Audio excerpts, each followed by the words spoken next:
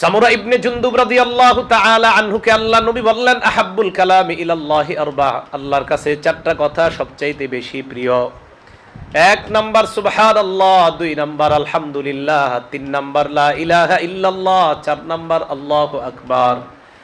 নবীজি বলেন, লা তুসাম্মিয়ান্না গুলামাকা রাবাহান ওয়ালা নাজিহা।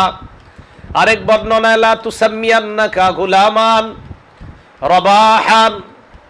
নবীজি বলেন তার সাহাবা হযরত সামুরা ইবনে জুনদুব রাদিয়াল্লাহু তাআলা আনহুকে আল্লাহর নবী বলেন, সামুরা, দুনিয়ার মধ্যে চারটা কথা সবচাইতে আল্লাহর কাছে বেশি প্রিয়। এক নাম্বার সুবহানাল্লাহ, দুই নাম্বার আলহামদুলিল্লাহ, তিন নাম্বার লা ইলাহা ইল্লাল্লাহ, চার নাম্বার আল্লাহু আকবার।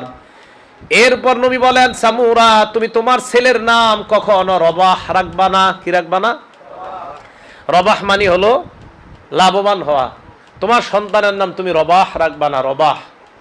এটা নবীজি বললেন, তুমি তোমার সন্তানের নাম রবাহ রাখবা না। আর ওয়ালা নাজিহান, তোমার সন্তানের নাম তুমি নাজিহ রাখবা না।